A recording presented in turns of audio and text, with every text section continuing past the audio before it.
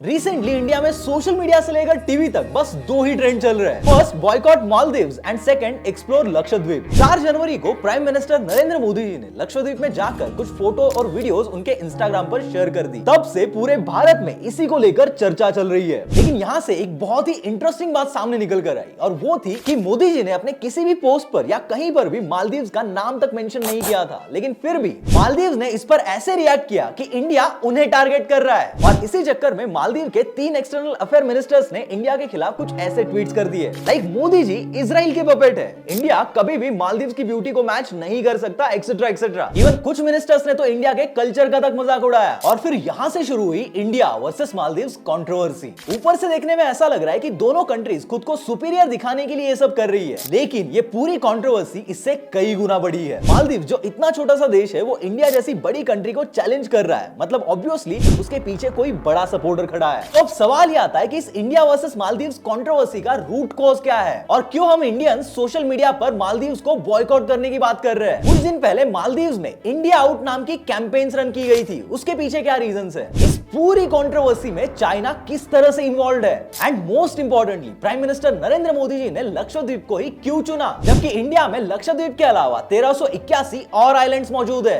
After Prime Minister Narendra Modi visited Lakshadweep, The insecure Chinese are using their puppets in Maldives to get back in India.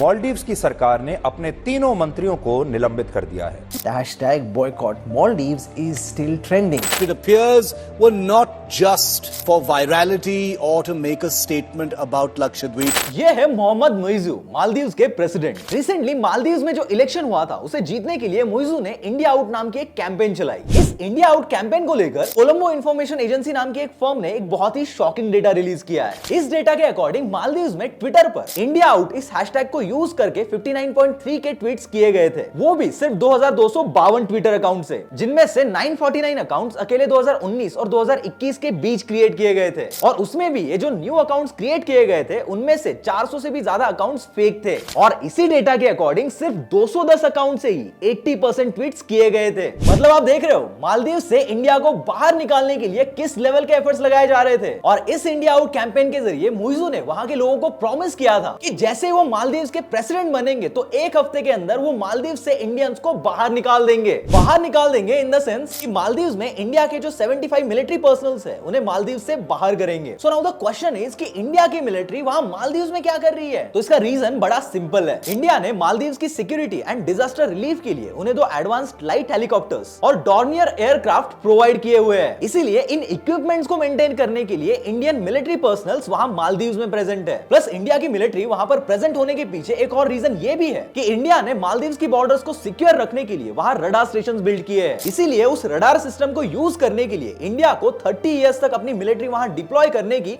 Permission भी मिली हुई है। It's that simple. India की military वहां मालदीव्स में deploy करने के पीछे ऐसा कोई रीजन नहीं है जिससे मालदीव्स को खतरा हो। लेकिन मोहम्मद मुइज़ू ने फॉरेन मिलिट्री प्रेजेंस जैसे बड़े बड़े वर्ड्स को यूज करके इलेक्शन जीत लिया और मालदीव्स के प्रेसिडेंट बन गए। लेकिन मैं आपको बता दूं कि कल अगर इन केस मालदीव्स पर कोई प्रॉब्लम आती है तो वो इंडिया ही है जो उसे सबसे पहले हेल्प कर सकता है। 2004 में मालदीव्स में जो सुनामी आई थी उसमें इंडिया ने ही मालदीव्स को हेल्प की थी। 2014 में मालदीव्स में जो वाटर क्राइसिस हुआ था तब भी इंडिया ने ही उन्हें हेल्प की थी। और इवन कोविड-19 के दौरान भी वो इंडिया ही था जिन्होंने मालदीव्स की हेल्प की थी। और ऐसी कई बातें जो अगर मैं गिनवाऊंगा तो पूरा वीडियो उसमें ही निकल जाएगा। तो अब सवाल यह आता है कि आखिर मालदीव्स इंडिया के साथ ऐसा बिहेव क्यों कर रहा है। तो इसका रीजन है चाइना। बट अब चाइना बीच में कहां से आ गया। देखो चाइना की एक बहुत ही एविल स्ट्रैटेजी है, that is death trap strategy. MI6 जो एक ब्रिटेन की फॉरेन इंटेलिजेंस एजेंसी है उसके हेड रिचर्ड मूर ने बीबीसी के इंटरव्यू में बताया कि चाइना बाकी कंट्रीज को डोमिनेट करने के लिए डेथ ट्रैप स्ट्रैटेजी यूज करता है। वो बताते हैं कि जिन कंट्रीज को चाइना ने लोन दिया वो कंट्रीज अगर लोन रीपे नहीं कर पाई तो चाइना उन कंट्रीज के की एसेट्स पर कंट्रोल जमा लेता है। 2008 में चाइना ने श्रीलंका में हम्बनटोटा पोर्ट बनाने के लिए श्रीलंका को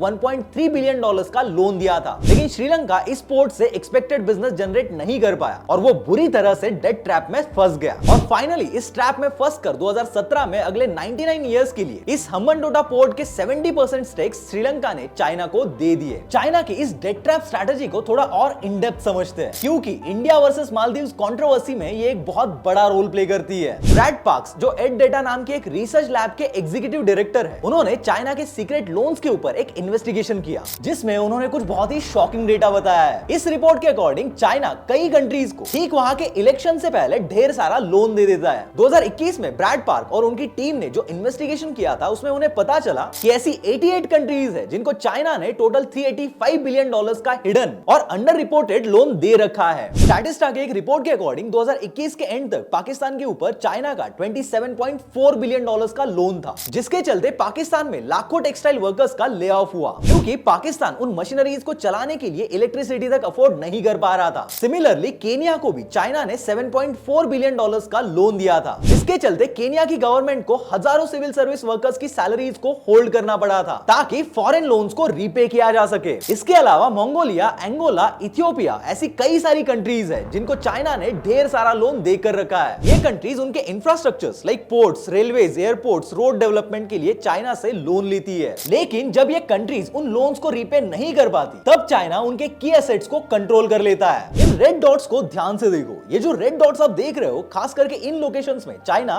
कुछ ज्यादा ही इंटरेस्ट शो करता है। इसके पीछे चाइना की जो इविल स्ट्रैटेजी है उसके ऊपर हम आगे आएंगे, लेकिन पहले ये समझते हैं कि कैसे चाइना मालदीव्स को अपने डेट ट्रैप में फंसा रहा है और इसके इंडिया पर क्या कॉन्सिक्वेंसेस हो सकते हैं। तो देखो, इंडियन ओशन में अपना स्ट्रॉन्ग होल्ड एस्टैब्लिश करने के लिए चाइना श्रीलंका और मालदीव्स में अपना प्रेजेंस बढ़ा रहा है by offering them financial help. International monetary fund के डेटा के अकॉर्डिंग मालदीव्स के टोटल लोन में से 1.3 बिलियन डॉलर्स का लोन अकेले चाइना ने मालदीव्स को दिया है। कोविड-19 ने मालदीव्स की इकोनॉमी को बहुत बुरी तरह से अफेक्ट किया था, जिसके चलते मालदीव्स के ऊपर और ज्यादा फाइनेंशियल बर्डन आ गया। मालदीव्स ऑलरेडी 400 मिलियन डॉलर्स का लोन एनुअली रीपे करता है और प्रेडिक्ट किया जा रहा है कि 2026 तक मालदीव्स को एनुअली 1 बिलियन डॉलर्स तक का लोन रीपे करना पड़ेगा। इवन वर्ल्ड बैंक ने यह तक कहा है कि मालदीव्स की कैपिटल माले ने जनवरी 2023 से लेकर अगस्त 2023 के बीच में यानी सिर्फ 8 महीनों में 162 मिलियन डॉलर सिर्फ इंटरेस्ट पे करने में खर्च किए हैं और सरप्राइजिंगली 2014 से लेकर 2019 तक ये एनुअल एवरेज सिर्फ 85 मिलियन डॉलर्स था। दिस शोज कि मालदीव्स एक डेट ट्रैप में फंसता जा रहा है। ये मालदीव्स के एक्स वाइस प्रेसिडेंट अहमद आदीब है।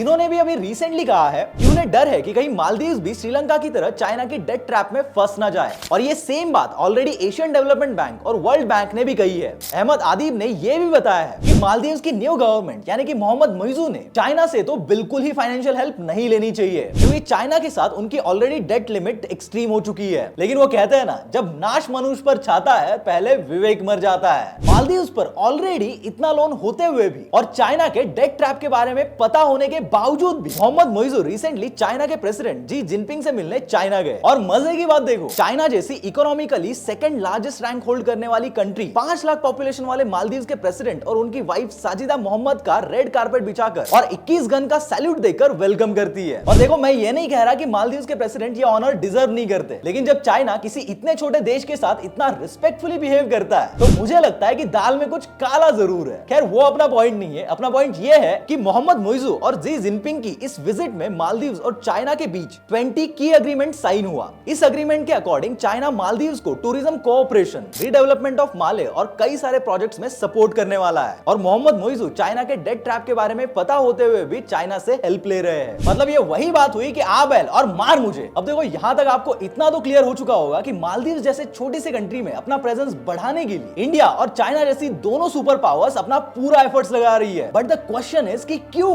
मालदीव्स में ऐसा क्या है जो उसे इतना स्पेशल बनाता है और क्यों मालदीव्स इंडिया और चाइना दोनों के लिए स्ट्रैटेजिकली इतना इंपॉर्टेंट है। देखो, मालदीव्स इंडिया और चाइना दोनों कंट्रीज के लिए इक्वली इंपॉर्टेंट है because of Maldives geographical location in Indian Ocean region. तो चलो जरा इसे मैप की हेल्प से समझते हैं। देखो, यहाँ पर मालदीव्स है, यहाँ पर इंडिया है और यहाँ पर चाइना है। अब जो मालदीव्स है वो इस SLOC यानी कि सी लाइंस ऑफ कम्युनिकेशन के एक क्रिटिकल जंक्शन पर पोजीशनड है। पहले जरा ये SLOC यानी कि सी लाइंस ऑफ कम्युनिकेशन क्या है ये समझ लेते हैं, क्योंकि मैं चाहता हूं कि आपको इंडिया वर्सेस मालदीव्स की इस कंट्रोवर्सी के बारे में एक एक बात इन डेप्थ पता चले ताकि आपको कोई और वीडियो देखने की जरूरत ही ना पड़े। तो देखो, SLOC मतलब ओशन से गुजरने वाले कुछ ऐसे कमर्शियल ट्रेड रूट्स होते हैं जो एक कंट्री से दूसरी कंट्री में कार्गो ट्रांसपोर्टेशन के लिए यूज किए जाते हैं। इसी रूट से पूरे वर्ल्ड का 2/3 ऑफ ऑयल ट्रांसपोर्ट एक्सपोर्ट होता है और यही वो रूट है जहां से चाइना उनका मोस्ट ऑफ द ऑयल उनके सबसे बड़े ऑयल सप्लायर सऊदी अरेबिया और कुछ मिडिल ईस्ट कंट्रीज से इंपोर्ट करता है। और चाइना के इस ऑयल इंपोर्ट के रूट में मालदीव्स एक बहुत बड़ा रोल प्ले करता है, क्योंकि अगर आप ध्यान से देखोगे तो मालदीव से इंडिया बहुत नजदीक है लेकिन चाइना बहुत दूर है। इसलिए चाइना को डर है कि अगर कल को चाइना और इंडिया के बीच में कुछ कॉन्फ्लिक्ट्स बढ़ते हैं तो कहीं इंडिया मालदीव्स के साथ अच्छी फ्रेंडशिप बनाकर चाइना के ऑयल इंपोर्ट्स में इंटरफेयर ना कर दे।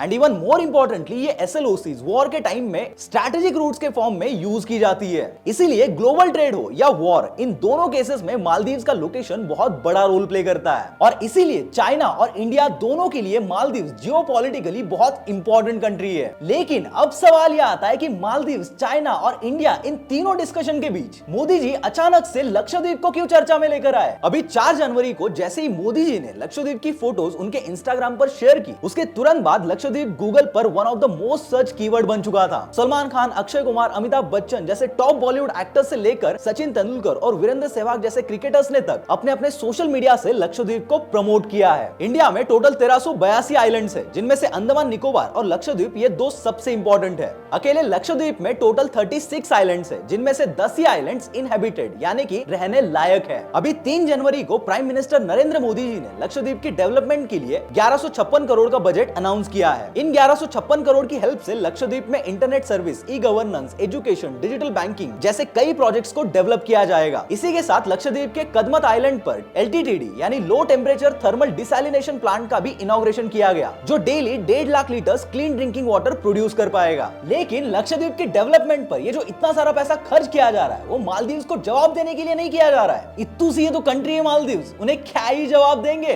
तो अब हम देखते हैं कि क्यों हमारे प्राइम मिनिस्टर ने अचानक से लक्षद्वीप को प्रमोट करना शुरू कर दिया। तो देखो, मालदीव्स अपनी फॉरेन पॉलिसीज और स्ट्रैटेजीज के लिए मोस्टली हेजिंग स्ट्रैटेजी यूज करता है, जिससे वो अपनी डिप्लोमेसी, इकोनॉमी और मिलिट्री को पावरफुल बनाने के लिए अलग अलग कंट्रीज के साथ फ्रेंडशिप करता है, किसी एक सुपर पावर पे डिपेंड नहीं रहता। और खास करके ये जो हेजिंग स्ट्रैटेजी है ये मालदीव्स, इंडिया और चाइना इन दोनों सुपर पावर्स के साथ अच्छे रिलेशंस मेंटेन करने के लिए यूज करता है। लेकिन 2013 में यहाँ पर एक ट्विस्ट आता है। 2013 में अब्दुल्ला यामीन मालदीव्स के प्रेसिडेंट बने थे और वो एक प्रो चाइना लीडर थे। इन्होंने मालदीव्स के इंफ्रास्ट्रक्चर डेवलपमेंट के नाम पर चाइना से ढेर सारा कर्जा लिया था, लेकिन इंफ्रा डेवलपमेंट की जगह उन्होंने करप्शन किया, जिसकी वजह से उन्हें 2019 में जेल में डाल दिया था। अब्दुल्ला यामीन के बाद 2018 में इब्राहिम सोली मालदीव्स के प्रेसिडेंट बने, जिनकी वजह से मालदीव्स और इंडिया के रिलेशंस और ज्यादा अच्छे हो गए। लेकिन अभी 2023 के इलेक्शन में मोहम्मद मुइज़्ज़ू मालदीव्स के प्रेसिडेंट बने, जो फिर से इन्हीं अब्दुल्ला यामीन की तरह एक प्रो चाइना लीडर है। इसीलिए जो हेजिंग स्ट्रैटेजी मालदीव्स यूज करता है, कहीं ना कहीं मोहम्मद मुइज़्ज़ू उसे इग्नोर करके प्रो चाइनीज की तरह एक्ट कर रहे हैं। और मालदीव्स के फॉर्मर प्रेसिडेंट इब्राहिम सोली ने जो इंडिया फर्स्ट पॉलिसी अपनाई थी, उसको बदलकर मोहम्मद मुइज़्ज़ू ने इंडिया आउट कैंपेन चला दी, जिससे प्रो चाइना होने के साथ साथ वो एंटी इंडिया भी हो गए। और इस बात से इंडिया की सिक्योरिटी को खतरा हो सकता है। कैसे? तो देखो, जैसे मैंने पहले ही बताया था कि मालदीव का जियोग्राफिकल लोकेशन बहुत इंपॉर्टेंट होने की वजह से चाइना और इंडिया दोनों मालदीव्स में अपना प्रेजेंस बढ़ाना चाहते हैं। लेकिन मालदीव्स में प्रेजेंस बढ़ाने के पीछे चाइना का इंटेंशन इंडियन ओशन रीजन में अपना इन्फ्लुएंस बढ़ाकर ग्लोबल ट्रेड इंप्रूव करना और जियोपॉलिटिक्स में इंटरफेयर करना है। और स्टार्ट में मैंने जिन रेड डॉट्स की बात की थी वो और कुछ नहीं बल्कि चाइना की स्ट्रिंग ऑफ पर्ल स्ट्रैटेजी है, जिसके थ्रू चाइना इंडियन ओशन में अपना इन्फ्लुएंस बढ़ा रहा है। लेकिन वही इंडिया का मालदीव्स में प्रेजेंस बढ़ाने को लेकर ये इंटेंशन है कि इंडियन ओशन रीजन में पीस मेंटेन रखी जा सके और दोनों कंट्रीज म्यूचुअली ग्रो कर सके। लेकिन मालदीव्स के प्रो चाइना बिहेवियर को देखकर इंडिया उसके बैकअप में इंडियन ओशन में प्रेजेंस बिल्डअप करने के लिए और साथ ही खुद के डोमेस्टिक टूरिज्म को बढ़ाने के लिए लक्षद्वीप को प्रमोट कर रहा है। So now the question is कि इस सब का कंक्लूजन क्या है? इस पर मेरा पर्सनल ओपिनियन ये है कि अभी जो बॉयकॉट मालदीव्स ट्रेंड चल रहा है ये अभी के लिए बिल्कुल सही है, क्योंकि बात देश के रिस्पेक्ट पर आई है। इसलिए मालदीव्स को उनकी औकात दिखाने के लिए इंडियंस का बॉयकॉट मालदीव ट्रेंड को सपोर्ट करना बनता है। लेकिन इसके साथ हमें यह बात भी माननी पड़ेगी कि इंडिया और मालदीव्स की दुश्मनी परमानेंट नहीं रह सकती, क्योंकि ना तो इंडिया मालदीव्स का चाइना की डेट ट्रैप में फंसना अफोर्ड कर सकता है, क्योंकि इससे मालदीव्स में चाइना का प्रेजेंस बढ़ेगा जो इंडिया की सेफ्टी के लिए एक थ्रेट हो सकता है। और ना ही मालदीव अफोर्ड कर सकता है इंडिया का उन्हें बॉयकॉट करना, क्योंकि फिर चाइना उनका वही हाल करेगा जो उन्होंने श्रीलंका का किया है। इसलिए मुझे ऐसा लगता है कि इंडिया मालदीव्स की यह दुश्मनी सिर्फ पॉलिटिकल आइडियोलॉजी पर डिपेंड है। आज मोहम्मद मुइज़्ज़ू चाइना को सपोर्ट करके एंटी इंडिया प्रोपेगेंडा फैला रहे हैं। इसीलिए हम इंडियंस के मन में मालदीव्स को लेकर गुस्सा भरा पड़ा है। लेकिन कल को मोइजू की जगह फिर से इब्राहिम सोली या फिर उनके जैसा और कोई प्रेसिडेंट आ जाए तो नो डाउट इंडिया और मालदीव्स के रिलेशन फिर से इंप्रूव हो जाएंगे। अब आप मुझे कमेंट में बताओ कि इस पूरी कंट्रोवर्सी में एक्चुअल गलती किसकी है, इंडिया, चाइना या मोहम्मद मोइजू।